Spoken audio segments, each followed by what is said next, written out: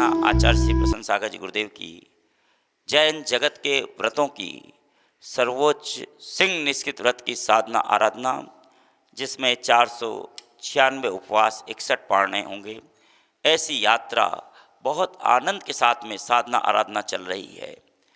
अपने को बहुत सुनने में आसान लगता है, देखने में लगता है कि क्या फ़र्क पड़ता है। सोचो जरा, कोई साधक, कोई व्यक्ति एक कमरे में कितने समय तक अकेला रहेगा, कितनी माला फेरेगा, न बोलना न किसी की तरफ देखना, कितना स्वाध्याय करेगा और विश्राम भी करेगा तो कितना करेगा, लेकिन पूरे आनंद के साथ वो अपनी साधना आराधना में तल्लीन है, जो जैन जगत की सर्वोच्च साधना है।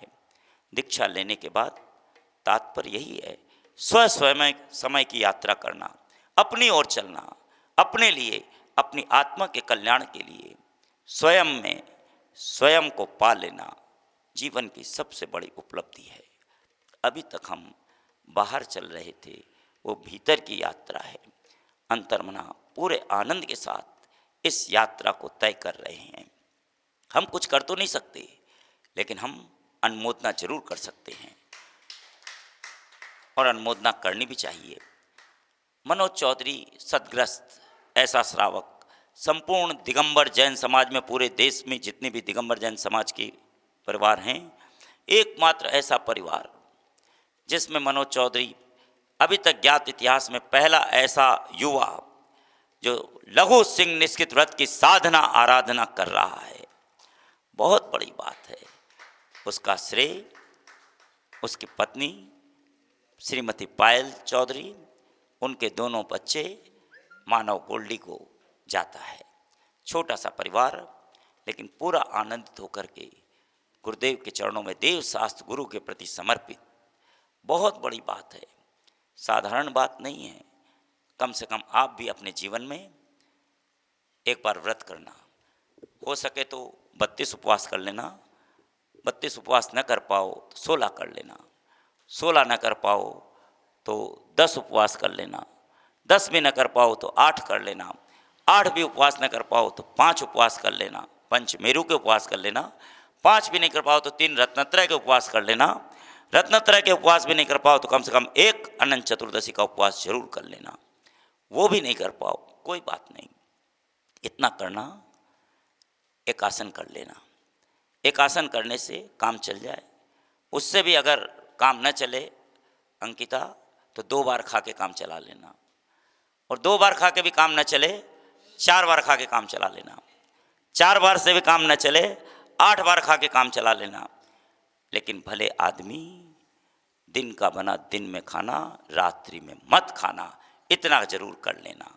रात्रि भोजन का त्याग करो, स्वस्थ रहो, प्रसन्न चित्त रहो। ये कर लिया, उपलब्धि को प्राप्त होगे। छोटे छोटे नियम तुम्हारे जीवन को ऊपर उठाने में सहायक सिद्ध होंगे। कम से कम भाद्रपद माह, जो भद्र परिणामों को लाने वाला ऐसा माह चल रहा है, इस माह में बहुत आनंद के साथ ये संकल्प कर लेना कि हम यत्र तत्र बार बार बाहर इधर उधर नहीं खाएंगे। जो भी खाएंगे प्योर एंड श्योर क्योर, घर में घर का बना आनंद के साथ में खाएंगे। लेकिन तुम बाहर रहते हो, तुम्हारी मजबूरी है, कोई बात नहीं, लेकिन जब भी खाएंगे दिन में खाएंगे, व्यवस्थित खाएंगे। दिन का बना दिन में खाएंगे, रात का बना दिन में नहीं खाएंगे, रात में नहीं खाएंगे। इतना पालन कर लेना हो सके। आखिर इस पर जोर क्यों दिया गया? इस पर भोजन पर जोर देने का कारण इतना ही है, जो तुम भोजन ग्रहण करते हो वो भोजन तुम्हारे शरीर में रस को बनाता है।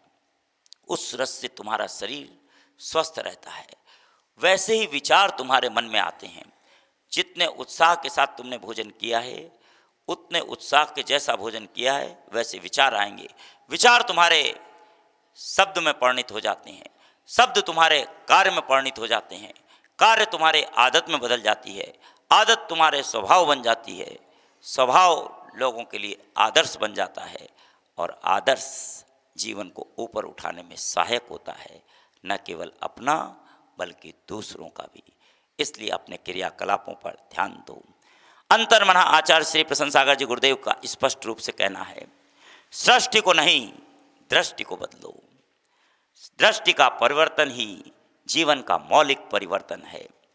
दृष्टि की पवित्रता पत्थर में परमात्मा को देखती है और दृष्टि की अपवित्रता परमात्मा में पत्थर को देखती है। अंतर्मना स्पष्ट रूप से कहते हैं, पहले मैं वहाँ देखता था जहाँ फूल खिले होते हैं, परंतु अब मैं जहाँ भी देखता हूँ वहीं फूल खिले हैं, सर्वत्र फूल ही फूल खिले हैं। दो बातें हैं। पहली बात गुण ग्रहण करने की बात है और दूसरी बात दोष ग्रहण करने की। जहाँ प्रेम होगा, जहाँ लगाव होगा, जहाँ आत्मीयता होगी, वहाँ दोष भी गुण जैसे दिखेंगे, और जहाँ घृणा होगी, द्वेष होगा, वहाँ गुणों में भी दोष ही दोष नजर आएंगे। 100 बात की एक बात, आप चाहे लाख भलाई कर लो, पर उस भलाई की उम्र सिर्फ एक अगली गलती होने तक है। प्रसन्न जी ध्यान रखना, एक गलती हो जाएगी तो याद रखना लोग तुम्हें छोड़ेंगे नहीं। तुम्हारे कितने उपकार किए तुमने, कितने अच्छे कार्य किए, ये महत्वपूर्ण नहीं, महत्वपूर्ण ये तुमने कितनी गलती की, और गलती करते ही बस लोग इतना सब काम करने के बाद किसी ने किसी को धन्यवाद नहीं दिया। ये अंकिता कुचामन से, मनोज जी, खुशबू, जैनिसा, सब्दिता, ये अजमेरा परिवार पूरे आनंद के साथ में संघ की चर्या निर्वाह कराने में लगा देव शास्त्र गुरु के प्रति। तो बस बहुत आनंद के ये पल हैं। याद रखो, कुंवारा आदमी गाने सुन के सोता है और शादीशुदा आदमी ताने सुन के सोता है।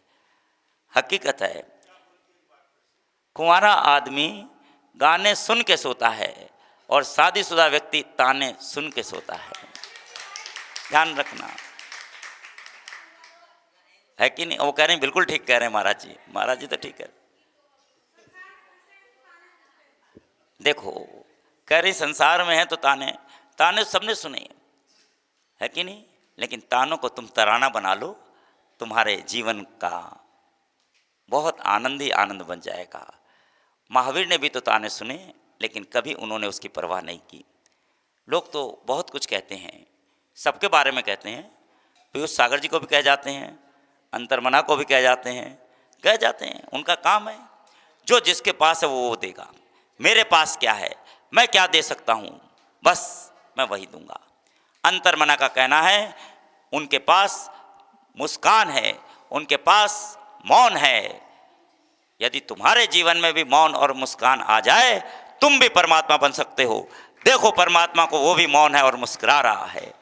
परमात्मा और कोई नहीं, तुम्हारे भीतर है। तुम अपने परमात्मा को पा सकते हो।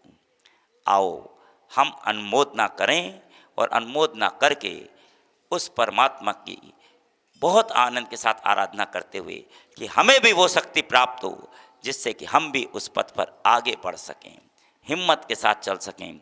अंतर्मना का कहना है हिम्मत से हारना, पर हिम्मत मत हारना। हिम्मत होगी तो तुम पहाड़ चढ़ जाओगे, सम्य शिखर की स्वर्णभद्र कूट तक पहुंच जाओगे, और हिम्मत नहीं होगी तो तुम यहीं पहाड़ के नीचे से क्षेत्रपाल बाबा के पास से वापस लौट करके आ जाओगे। इसलिए हिम्मत करो, आनंद के साथ वंदना करो।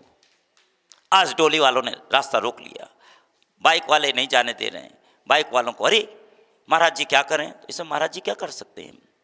महाराज जी ने कहा क्यों घबराते हो, तुम्हारे पैर तो सलामत हैं, हाथ तो सलामत हैं, दृष्टि सलामत है, शरीर से स्वस्थ हो, तुम हॉस्पिटल में नहीं हो, चल के चले जाओ, क्यों चिंता करते हो।